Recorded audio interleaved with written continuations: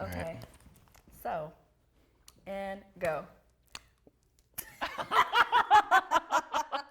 What's up, Hey, everybody? My name everybody. is Miyoni. I am the writer, the producer, and one of the co-directors of Tethered, and I also play Taya. My name is Kaiulani Aguigui, and I am the co-director of this film as well. I think Tethered is a story that kind of shows you a mirror of what your life can be if you don't choose yourself or choose what you know is right for you. Life is just a series of choices. It's a big video game. Every choice you make blossoms a new timeline, new possibilities. It's difficult being inside of a situation versus being outside of it and looking at it in a way of, that seems so easy. Yeah. Just leave the situation. But the human experience is so complex and the psyche is so complex. So the film dives into the reasons why we hold on to memories, we hold on to things, we hold on to potential, and that not being in the present moment causes us to look beyond what's right in front of us, and we suffer. What drew you to? Because I know I asked you to do it, but you didn't have to say yes. So why did you say yes?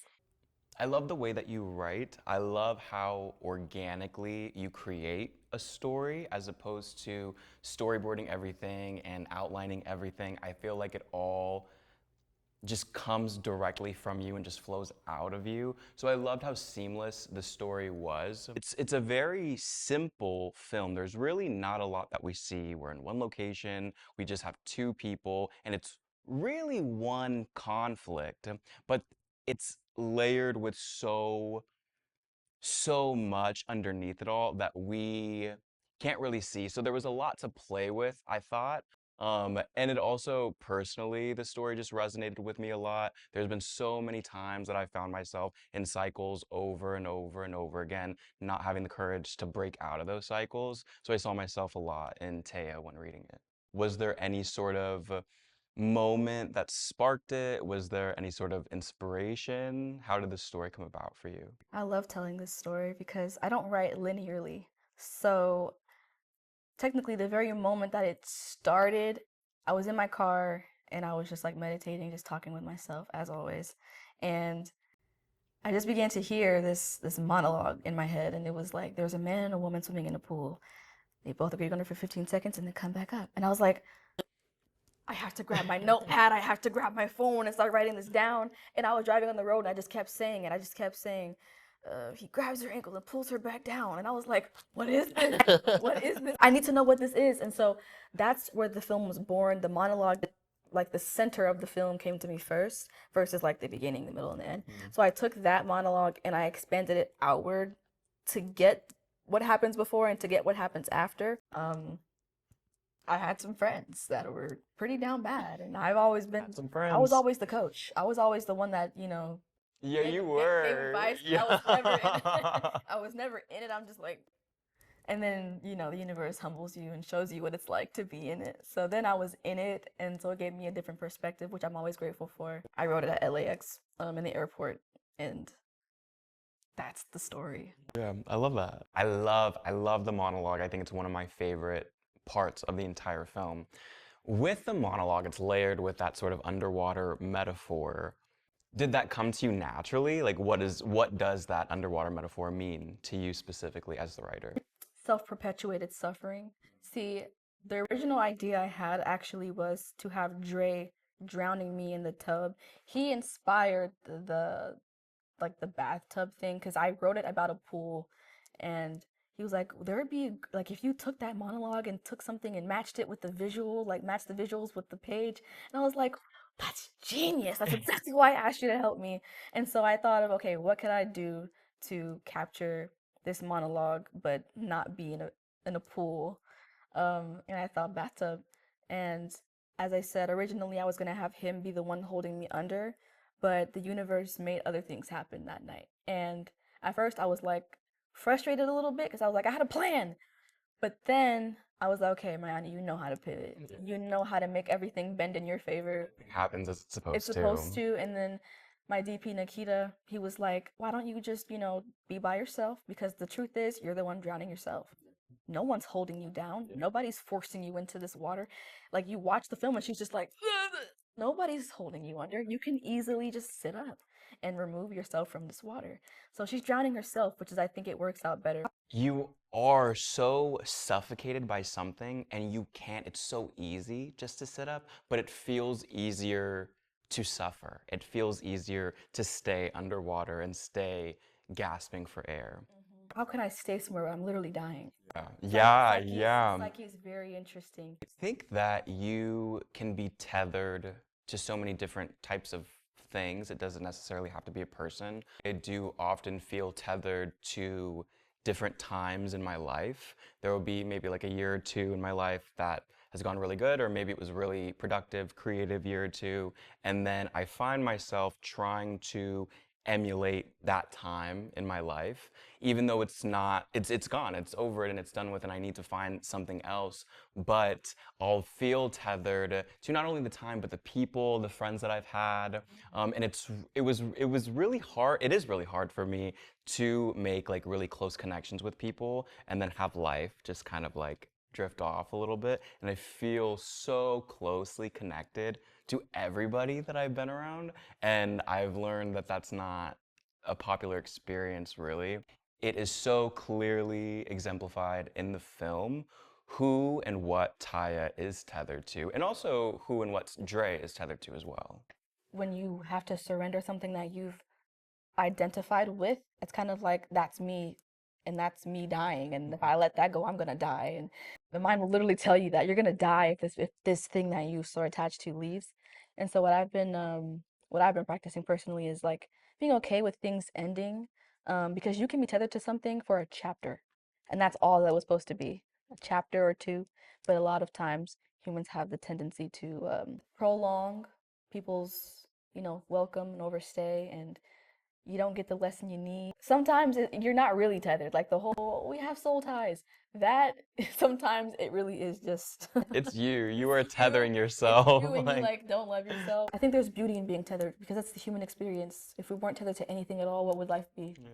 So, the pain makes the love all the more powerful, like you said, wanting to, having those creative years, and then you go down and it comes back up, and then she's drowning and then she's like that is what life is. Yeah. Being dunked under by spirit, like, okay, learn the lesson. And then The very last moment coming very last up. moment. Yeah. Didn't think that you were gonna make it up. No, literally, I, I did not know.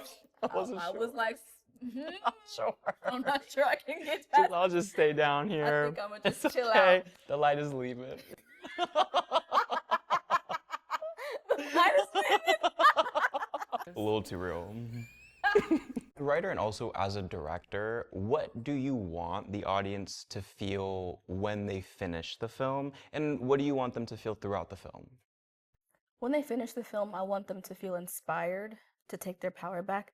I think my thematic as a creative is self-liberation, taking your power back, remembering that you're the one in control, that there's nobody steering your bus, steering your ship, driving your car. It's you. You're the one on top of the horse, guiding it, and sometimes it might feel like you're the horse and your mind is guiding you, other people are guiding you, but I want my art to let people understand that you've always been the cowboy, the cowgirl on top of the horse telling it what to do. It's just you forgot. If that is you, to feel like, dang, is that how I look? Mhm. Is that how I look? Is that how I look? Because when people watch this film, at both screenings, the audience was very, very passionate about the story. They were very, really angry. It was like giving Avengers Endgame, like the reactions. Ah! I was like, oh, that's crazy how much it resonated with people. And I was like, that same passion that you feel for this story that I wrote is what I want you to feel for yourself. Like, look in the mirror, like, yeah, you better. What? It's so easy to be so passionate about others. Like, Yeah. why aren't you choosing different? Yeah. And when it comes to yourself, you don't look in the mirror, you're not looking at yourself and doing introspection. Let me quit pointing the finger, because guess what's pointing right back at me? 3. Me particularly, I haven't been stuck with somebody for years and years and years, living with them, yada yada yada. But I still think everybody can see themselves in the situation and in either one of the characters as well. Yeah, and sorry to cut you No, off, you're good. but like I want to say, that it's not meant to be someone's right or wrong, like Ty is the good guy, Dre is the bad guy, because yes, there is a certain dynamic happening. We see what's going on and who's doing what to the person. But in the end of the day, they both have a past. They both have fears and reasons to be doing what they're doing. Some form of some way, he has a void in himself, which is causing him to do what he's doing. He wants to have his cake and eat it. You might be Dre in someone else's life. Like, you're the villain in someone's story. So it's meant to just be subjective. If you are Dre in the situation, reflect on that. You could be Dre towards your sister. You could be Dre towards your. Reflect on You that. could be Dre towards your homework. You could be Dre towards, like, you know what I'm saying, the goals that you wrote last year. You still ain't tackled them. You being Dre right now. You. Seems like we hate Dre. Not to stick up for Dre too much, but I do also think that he thinks Taya is his villain as well. I think that he thinks that she is somebody who has dragged him down, who has kind of anchored him in this spot Right. that I he quit my wouldn't have job been for you. in. Yeah, like he claims to, have stopped all of his dreams and passions and yada yada yada for her, even though that's not true. The both of them have made the choice and the active decision to stay in this partnership for whatever reason. And they're both going to end up blaming each other for whatever the case is. You are, from the theater world. That was your first time directing for film. So was there difficulty making the switch? It was a story that I'd read so many times, and I'd obviously talked to you about it as well. But I was really, really conscious of the fact that it was your story, and I wanted to honor your vision as much as possible. As time was going on set, I think I was building my confidence a bit more, and I was finally able to access the things that I know I can offer. And one of those things, of course, was allowing you to just act and just kind of be in whatever zone that you needed to be, because there were so many different things happening throughout the night. And for you, being somebody who produced, directed, acted, wrote it, what do you think would be the biggest difficulty for you, either on set or just in the entirety of the process? Oh my God, the entirety of the process was a challenge because I also edited this film. That was a whole different, post-production is a different beast. It's not the same as pre, not the same as actually being on set. It's a whole different ballgame. So from developing it, pre-production, being on set to post to now, I'm like, oh my God, it's been a journey. It was a challenge, of course, juggling, like wearing like 4 different hats. That's a given. Trying to get into this character and get to a dark place while also being like, where's lunch? Yeah. You do it so well, though. Nobody can see any of that. No one saw the panic. Um, and then also just trying to make sure everyone else is comfortable because I take pride in everyone being comfortable in my environment. I take it very serious. Like, I create this space. It's a sacred space. Like, we are in a portal right now. If you're trying to, you better act right. Post production, I struggled for a while. I okay. So similar to Encrypted, writing that script, the universe sent me like signs because I was like, I'm done. And I kept getting signs like, finish the script. People calling me, finish the script, and then hanging up. Right? That would happen to me out of nowhere. And so with Tethered, when it came to finishing the edit, I was like, I'm done. I give up. I can't figure out this pacing. I literally can't figure out what it is, but I can't get past like this certain point of this edit. Maybe this is just one of those things that I just invested in for nothing. Yeah. And then I began to get messages. I got a text from 2 people. One of them was actually Keyshawn. He texted me like, "Hey, how's the edit coming along?" I was like, a part of me was like, "Leave me alone! I'm not gonna finish it." I got approached at an event by someone like, "You have a movie you want to show at a like an event, something short, you know what I'm saying? If you got anything in your archives?" I was like, "You know exactly what to say, don't you?" And I was like, I think I might have something, but I have to finish it first." Or he's like, "Okay, so finish it," and then he left, and I was like, all right, I'm gonna get back into it. I'm gonna finish it. And so then I did that until it premiered um last September, and I was so happy. I could have sat on this for a longer time and just kept on being like, it's not done yet. Yeah. I'm a little It'll never be I'm a finished. little perfectionist. I take it very serious. Yeah. I don't play. But I realized, this is it's done. It's done. Leave it. Let it be done. Yeah. I can spend the next year being like, I gotta get more ADR. Yeah, 100%. So I'm like, no. But it was a challenge, but I'm so glad that I did it and I trusted myself. And you can tune in August 7th because, baby, it took a lot out of me. Watch it with a friend. Watch it with a friend, grab some popcorn. Was it really important for you not to have a traditional ending? Did you want to have one initially? I never want traditional endings. I think that's I don't like saying niche. I don't have a niche. I don't like boxes. I don't like being put into a box where everyone's like, oh, that's your niche, because I do whatever I want. But I definitely love unorthodox creativity. I love making people like break their neck. Like, what just happened? Yeah. You just lied to me. You made me feel like that I was, you know what I'm saying? Everybody wants the happiest ending that you've ever seen because it's fiction. People aren't ready to face the authenticity of the situation. Humans lie to themselves a lot and each other a lot. I don't understand why. You can't lie to me though, because I'll see through it. I can hear your thoughts. I watch a movie that has the happiest ending and oh, happily ever after, and then I'm like, okay, now back to reality. Yeah. Why can't that be your reality? Why can't you have a happy ending too? You can rewrite your story. You can rewrite your story right now. You can rewrite your ending. You can choose who you are right now. You can choose to be different. You can choose to be not a victim, but a victor. I love saying that. I love being a victor, not a victim. That's my favorite Vic. I love being able to interpret my own sort of thing and put my own spin on things as a viewer, as a watcher. And I think for this one specifically, you do still get the button. You just kind of get thrown for a loop a little bit. And I love how that all worked out. I'm gonna spoil it for a little bit, so skip like 30 seconds ahead.